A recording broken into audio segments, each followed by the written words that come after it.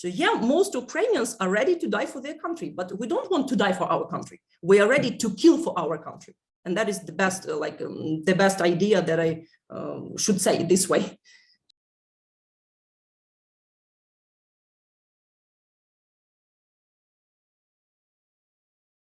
We're here today with Irina Savchenko. She is talking to me from the Ukraine in a smaller city called, I hope I get this right, Bila Tverskva.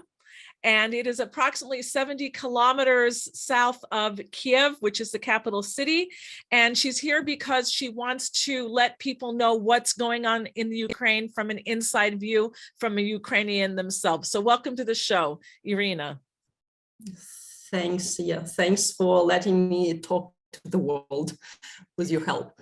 All right, so let's start out just first by having you explain to our listeners how you found us here at Israel News Talk Radio.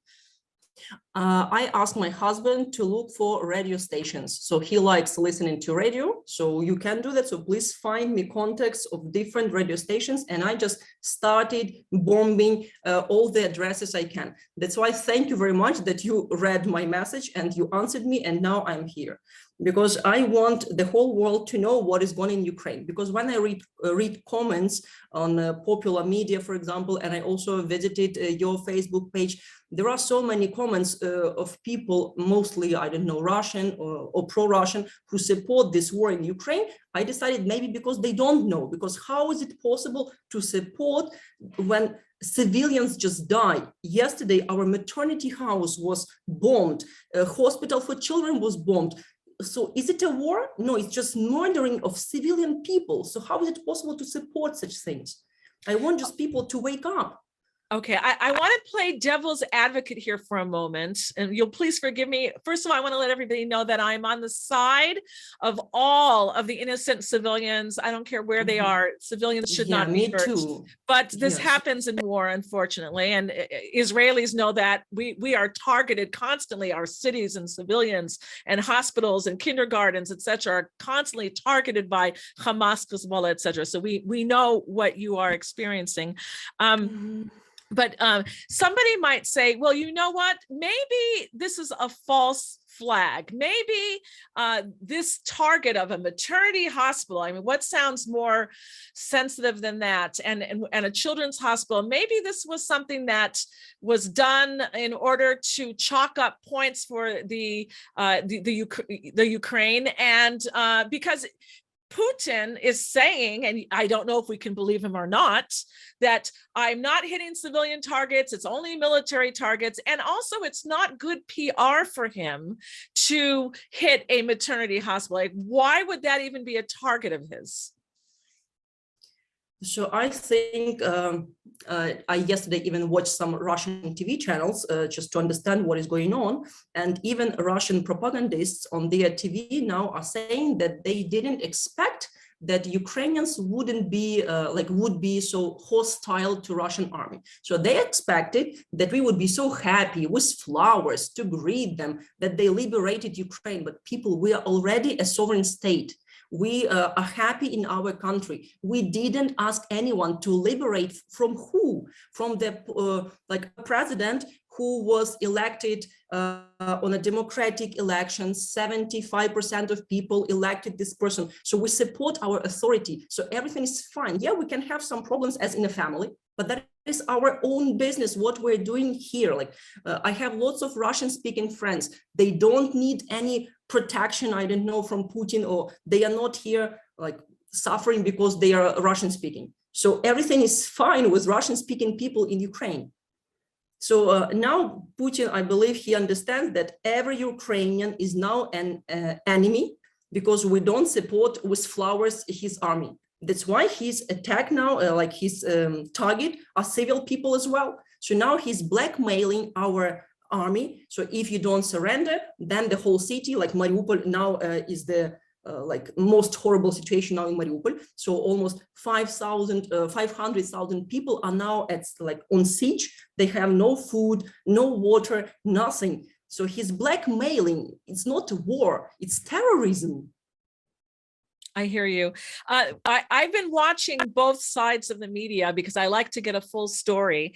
And according to RT News, which is Russia Today, they were making claims that, number one, NATO was too close to them with on their borders. They didn't want any type of weaponry so close that can endanger the Russian people. They're also, I don't know if it was the Russians were saying, but going around the internet and the social media is that there are 8 bio weapon labs in the Ukraine, and after this pandemic of Corona, Putin didn't want this anywhere near Russia, and he didn't want it in the hands of the West, which was working with China, and we saw what happened, and they want to put a stop to that as well. Do you have any counter to that? I'm not that maybe good at politics and all these games of politicians. I just know that NATO and its army is not in Ukraine right now. So if you are afraid of NATO, then you can deal with NATO directly. So why are you dealing with Ukraine? We have armed forces of Ukraine whose aim is to protect Ukrainians. I don't know any special biological laboratories or whatever. I'm a civilian, so I don't know. So people here, we don't know what is going on. So what is the message of Putin? So what he wants from Ukraine, actually? I don't understand. Yes, there was also claims from the RT News. And again, I'm not saying this is true because I don't know. I'm just telling you what I've watched. And they were claiming that there is a genocide going on, not in all of Ukraine, but in parts of the Ukraine where there is a high Russian population, that they were not allowed to speak their language, they were not allowed to speak Russian, that there was a genocide going on, killing them for the last several years. They had a book that they showed documenting this. Again, I don't know anything about this, but maybe you can say something. Yeah, I can say it's the best, most popular lie that Putin and his propagandists have created. And they have been talking about this for so many years that they have started to believe in it by themselves. Russian-speaking population in Ukraine has no violations of their rights or whatever, as in any other country. So if you live in the US, so you have English language, I don't know, most popular language, but then every minority has their schools, has their newspapers, has their whatever they want to do, songs, concerts, books. So everything is for people, for citizens of Ukraine, no matter what language you speak. That's why now what is going on, that is genocide against Ukrainians. No matter what language you speak, actually. But if you are a Ukrainian and you support Ukrainian, then you are an enemy of Russian Empire. That is what is going on now. Are you Jewish, or what is it all right that you share with us? No, I'm not Jewish, but in Bila Tsarkva, in my city, there is quite a big community of Jews for the size of my city. It's a 250,000 population. So we have a strong community, and in the 90s, a lot of people from Bila Tsarkva, they moved to Israel. And before the World War II, 55% of our citizens were Jews. And they suffered a lot during the World War II. And unfortunately, there is such very sad moment of history of this war that in Bila Tsarkva, 100 Jewish children was shot. And we have a memorial complex to this truly atrocity of World War II. So the very strong community of Jews still now in Bila Tsarkva is present.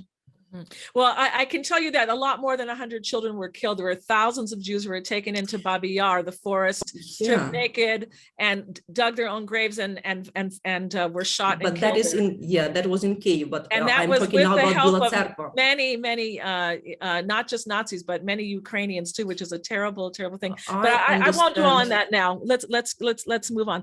I want to ask you, of your community, are you hearing bombs? Are you hearing gunfire? Do you feel the war? 3 days. I mean, we also received rocket hits. First day, 24th of February, there were 4 missiles. They hit our territory, and then 2 more days, 2 rockets and 1 rocket. And what does your mayor say to do? How do you protect yourselves? Are there any directives from your mayor what to do? Yeah, we have this special siren if there is an ear like a threat of ear attack. So we go to shelters, to like basements. So this information, people know where to go in this case. And well, now we are like making blog posts just to be ready if Russian troops, I don't know what can happen. I hope that our armed forces will stop them, but still we should be ready. So that's why our territorial defense, now men and women as well, so they are just keep training and preparing for everything can happen. So have there been people in your city that have fled? And yeah, so there are people who have fled. What percentage? I can't say about the percentage, but a lot of my friends, even who have children especially, they really are leaving because they are afraid. We're very close to Kyiv, and north cities like Irpin, Bucha, they suffered so much really. So Irpin, thanks God, the evacuation was held or just took place, and it's still having place. People are still being evacuated.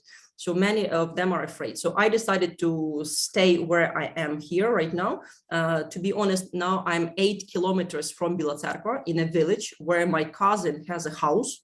So because my children got very scared when they heard like these sounds of all this bombing.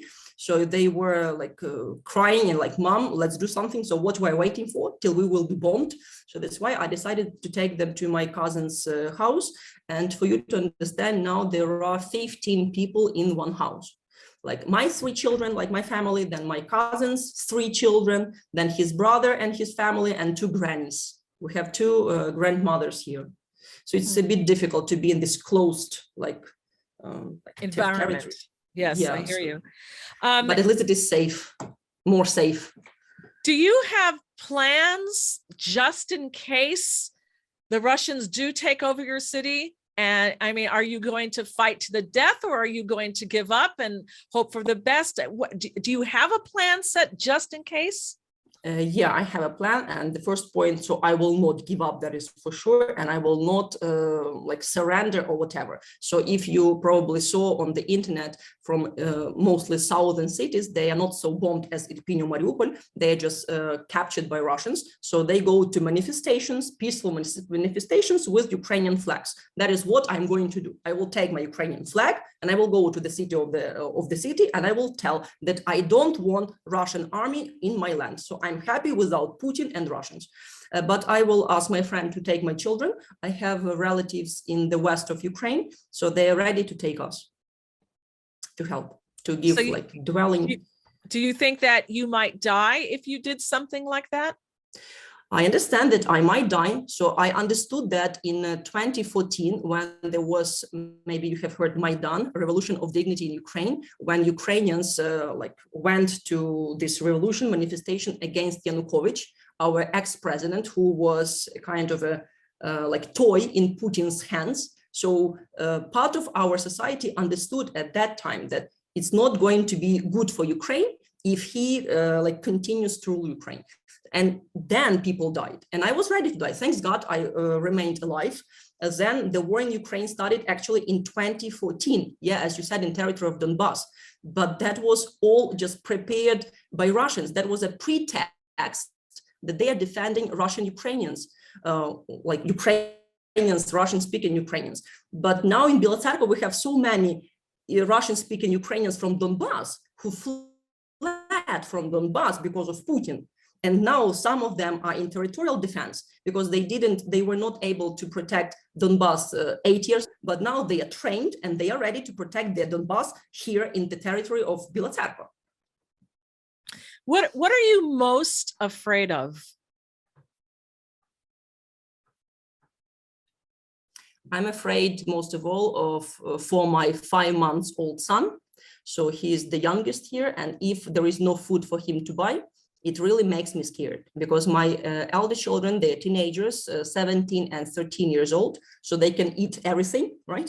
And now even they are helping in local supermarkets because they need hands, so they do what they can do, and they also help to deliver food to those people who are now on block posts. But my son is only 5 months old, and if there is no food for him, he will just die from hunger.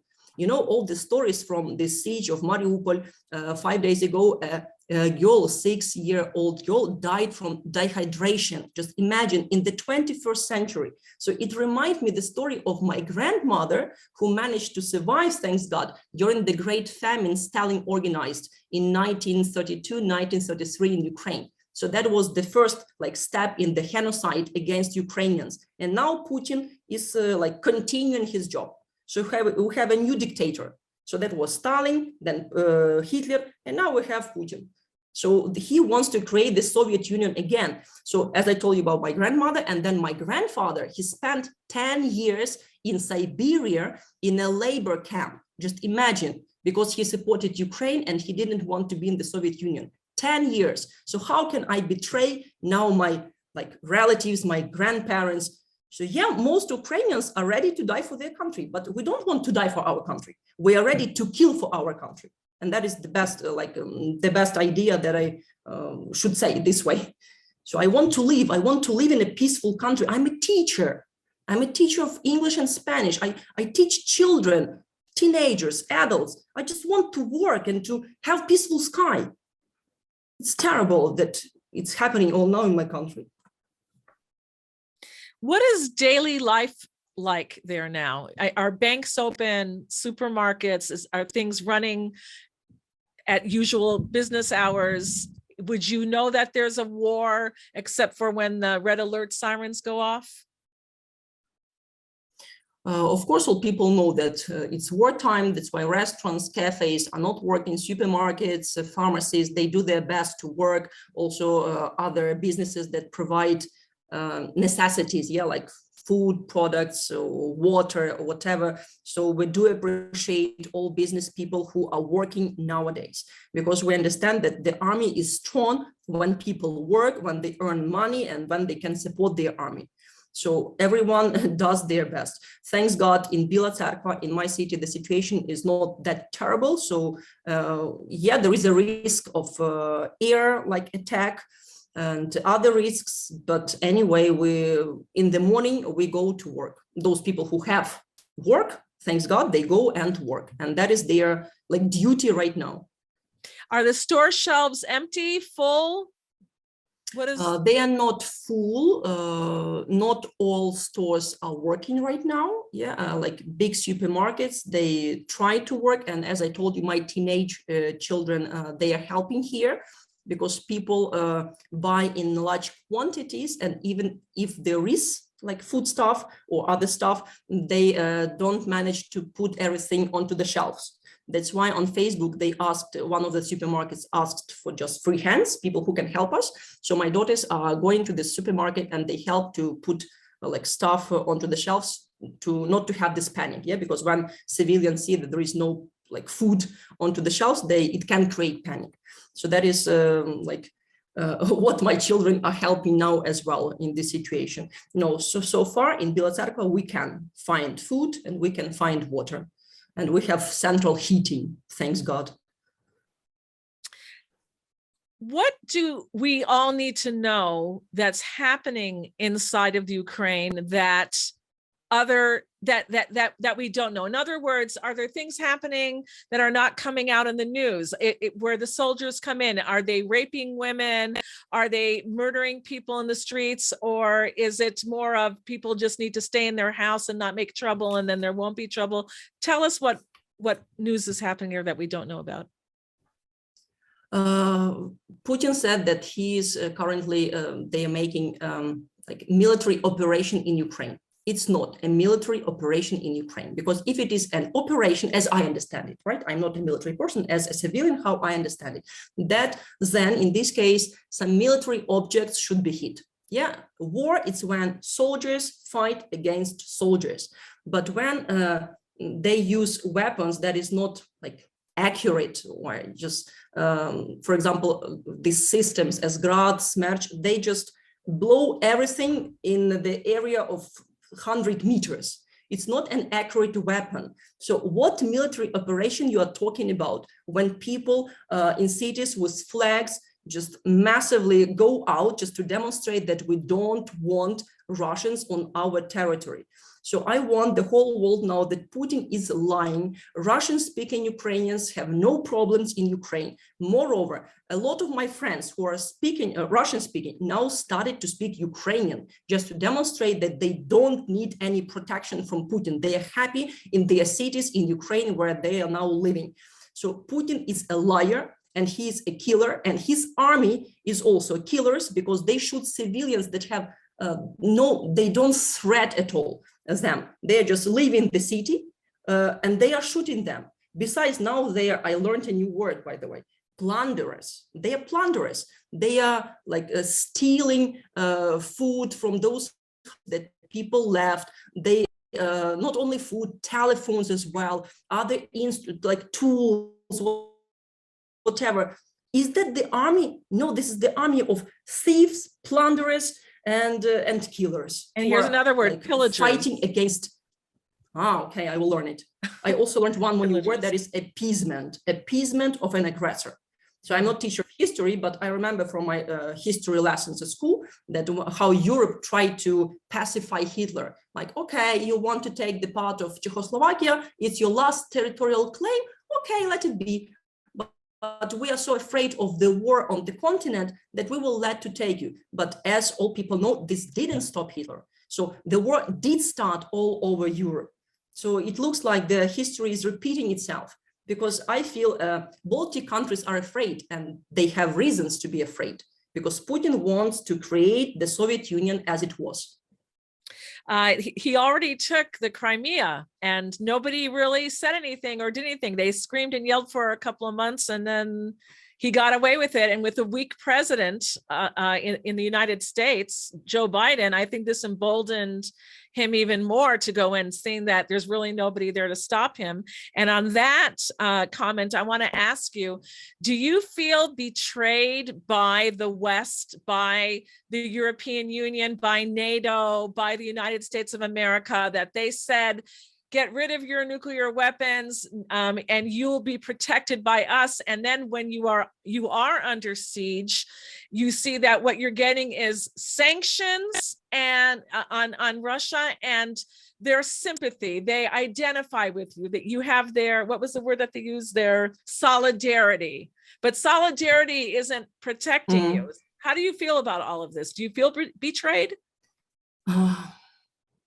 I can't say that I feel betrayed. I believe that everyone is responsible, not like responsible, but should take care of themselves. And that's what we're doing right now.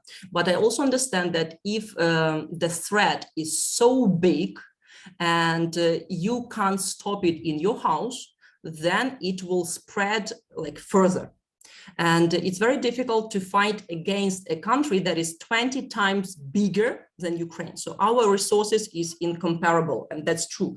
That's why I can't say that I feel betrayed. I just want to, I want to have allies, who can help in this in this war, because it's difficult to make agreements with allies, but it's more difficult to find the Russian bear without allies. And that's why I don't have this feel, allies, like people who can help. Yeah, yes. Maybe my pronunciation is not correct. Thanks for correcting me. So no, I don't feel betrayed, but I think that a lot of Europeans, they are still not, they are not woken up. They still think that it's like for 2-3 weeks and then everything will be fine. Putin will say sorry or whatever. That will not happen. Unfortunately, many Ukrainians in Ukraine, they also were kind of like sleepy. Oh no, it will not happen. It's not, but a lot of us, like those people who took part in revolutions in Maidans, we told them that Russia, it's not a country who you can make agreements. As one of the politicians said, that Russian promises are not valuable, even the piece of paper they are written on. So if to have such a neighbor like close to your borders, you should constantly be on alert. You should think about your weapons, about your military preparations. We want to be a peaceful country. I want to be a peaceful teacher, but unfortunately now we are under condition that we should take guns and we should protect. How can I protect? I can protect my country only with my body or with the flag in my hands. I'm not a military specialist. That's why I want the whole world not to stay silent when you see all these crimes. Provide any help you can, just to help with the war with this tyrant. Because you're looking for justice. I understand that. Absolutely. Can you tell me, you're talking about picking up guns. What is the feeling of some Ukrainians who said we are going to fight and die and even kill, in order to protect our land, and against those who decided to pick up and flee the country, flee to safer areas? Is there animosity? Is there anger? Is there contempt for these people? You mean for those people who left? Yes. So mostly women and children are leaving. So that's okay. So we actually, this way, we're protecting our future generations, because they are killing our children. So that's why the more women and children leave, the more confident man can feel while standing at a block post, for example. Yeah. So that's why it's okay. Besides, not all men can fight with their arms in their hands, and it's okay. They can work, and they do work, and they earn money, and they buy necessary things. Because if the whole population, all men will go to the army, then this army in 2 days will just be hungry, and they will surrender because of hunger.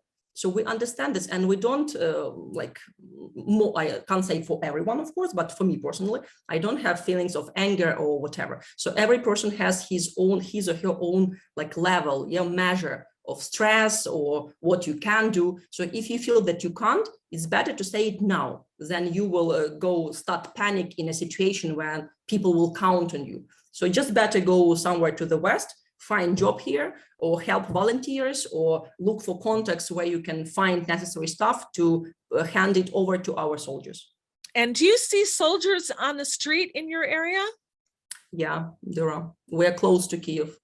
We don't have armed forces because now they are on the front line, but we have territorial defense, and the commanders of this territorial defense, they are also military men. They have to organize people, so they know this stuff. We have block posts here as well. So you mean checkpoints where people want to come into the city, they're checked. That's interesting. And so with everything that's happening, and this is your opportunity now to say anything else that you want to share with our listeners. What message do you want to give out to everybody? Not to stay silent, and not to watch Russian propaganda. They are liars. They should win the Nobel Prize for lying. And they even themselves believe in the lies they are telling to the world, because they have been doing that for so many years that they have started to do that themselves. Russian population and Ukrainians who speak Russian, they are okay in Ukraine. There are lots of evidence right now. So this pretext is ridiculous. And when big countries, who position themselves on the world arena as a democratic one, start such wars against civilians under this pretext, it shouldn't happen in the 21st century. We have the internet, we have so much different free media. So people, please look for real information, for real evidence, for witnesses of what is going on. Don't trust Russia propaganda. So they are just killing Ukrainians to get the territory back. Okay, Irena, what I hear you saying, from someone who I've experienced several wars, because I live here in Israel and we're being attacked whenever they see an advantage to do so. But I'm asking you, what you're saying now is don't listen to the Russian news, don't believe them. These are all things that you could say in an intellectual discussion, but your lives are on the line right now. You may lose your country. I would imagine that you would be telling people to do something physical, like arm you or go and write letters to, politicians, or, isn't there some call to action? Because, you already have the majority, at least of the Western world's solidarity. Most people are feeling for you. I pray for all of you, the safety of all civilians. I do. And even when I learn in my Torah classes, we dedicate it to the people who are suffering in Ukraine. But that's all nice. But I'm asking, I mean, what, that's not going to win your war. Yeah, I fully agree with you. Thanks for this. But yesterday, when I read comments on your Facebook page, so I was not a bit, but really disappointed with so many comments like, we stand with Russia. So that's why like the first idea that came to my mind is just to watch stories of real witnesses, not to believe this. And then, of course, help as you can. So as ordinary people can help, to go to demonstrations, as you said, yeah, to write letters to politicians, to provide any help they can. So we need weapons and we need people, because Putin doesn't care how much Russians he will have to kill yet to get to Kiev and to get Ukraine. So we just may physically run out of people just one day. So if no one will help us with this, and besides to boycott Russian products, yeah, Russian companies and those companies who still work with Russia, because every money you pay to Russia, that is like transformed into bullets that kill our children, women, and elderly, and just all people around Ukraine. So yes, please, I beg the whole world, so help us the way you can help, because it's difficult. Let me ask you this question that's been on my mind as well. Why, I mean, I asked myself this, why hasn't Ukraine attacked Moscow? I mean, you have planes still. You have missiles, some, maybe you don't have everything. A lot of it's been destroyed, and maybe you were demilitarized a little bit by the NATO as well. But still, like, we learned that you cannot win a war fighting defensively. And though the Ukrainians are very, willing, as you said, willing to kill and willing to die, and you're going to be out there to the last holding your Ukrainian flag. But why aren't the people, and not that I wish anything bad about the Russian people, but why isn't there an attack to make the Russian people say, we don't want to go through this? And they in turn demonstrate in front of the Kremlin, and they try to make sure that Putin sees that they don't want this. I mean, people have been arrested already for doing that, and they may be tried for treason for that, which is also a terrible thing. But because there is no free protest in Russia, but still, like, why aren't you attacking and only defending? I'm not a political or military expert, so that's why I'm not sure whether I. But have you not wondered that yourself? I mean, I'm not a political expert, or I should say military expert either. But I that's one of the first questions I ask myself: where is your offensive moves in a war?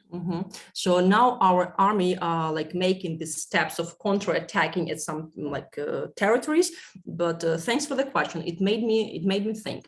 Maybe as you said that you have survived, like experienced several wars. So I personally haven't experienced maybe many wars to have this feeling. But now what gives me strength, to go with the flag to the center of the city, is that I am standing firmly on my land. And I'm not sure that I will be so brave to do that on not my land. I also don't want other civilians die, whether they are Russians or any other country, because life of any person matters, no matter what race it is, the nationality or whatever. Children, well, it's just like no comments, So I don't want it. I just want to live in my country. Just Russians, leave my country, just go home and just don't touch us, like let us live peacefully. I have a feeling that Russians just can't accept the fact that Ukraine decided to develop as a country according to democratic values, and not to the Soviet values. They are still in this like area or mentality of Soviet times. And when we demonstrate openly that, sorry, we're not with you anymore, they can't accept it. So they are in their, words are failing me. So like in their okay, so they are not just letting us leave them and to join the civilized world. So they are with their problems and they want us to stay with them. Unfortunately, I have bad internet connection, I guess. It's all right. We can still hear you. It's all right. You're frozen, but we can still hear you. And we're just about to finish. But a last word, would you like to share?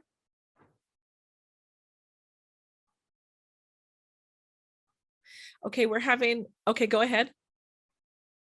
Do you have a last word? Do you have a last word you'd like to share? Yes, because now what makes me like something that touched me deeply, your comment that during the World War II, Ukrainians also killed Jews. I don't want to name them Ukrainians. I want to name them Soviets. So lots of Ukrainians at that moment were Soviets, and they killed Ukrainians as well, because due to different reasons. So we can talk on this for a long time, but these were Soviets. And Russians and Ukrainians and Jews, a lot of just normal people, ordinary people, suffered from that Soviet regime that now Putin is trying to make alive again. Because what is happening now in Ukraine, it's a new Soviet Union, modernized Soviet Union. Okay, I'm going to have to really disagree with you on that point, because before the Soviet Union existed, there were the Cossacks, Ukrainians. They were terrorizing Jewish villages, pogroms all the time. But again, I don't want to go there now, but I do want to say that I strongly, vehemently disagree with you on that, but that's okay. I do feel for the position that you're in and for all innocent civilians everywhere, as you said.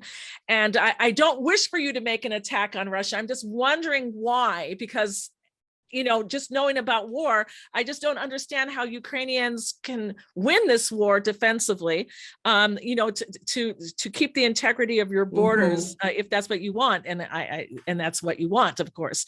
So, well, I guess I'll finish this with, we are praying for your safety, for your children, for your family, and for all peaceful, loving and friendly Ukrainians, and that this war should be finished soon, because we don't know where this can take us. God forbid this could bring us to a World War III. We don't even know, right? I mean, lesser things have happened in World War I and World War II, just from one death, one assassination that brought different nations in, and we just saw this explode much differently. And also to your men, I understand that anyone from the age of 18 to 60 is not even allowed to leave the Ukraine. Is that correct?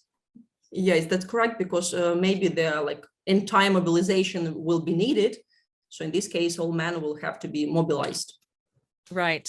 I hear that. All right. Well, Irina, I appreciate you contacting me and wanting to come on and give your side of the story. It's very important that we try to understand as much about this conflict, this war, the reasons why. It's very, very important for us to understand and to act in the correct ways in order to save human life and avoid, God forbid, a nuclear war, World War III. So thank you, and be safe. Yeah, thank you very much for your support and for your prayers. So let's do something yet together. The whole world should stop wars around the world. It shouldn't happen in the 21st century. Thank you very much for supporting Ukrainians against war. Thank you. Hey everyone, to make sure you can get access to all of our interviews, make sure to hit the subscribe button on both our YouTube and Rumble channels. Your click makes us all stronger. Thanks.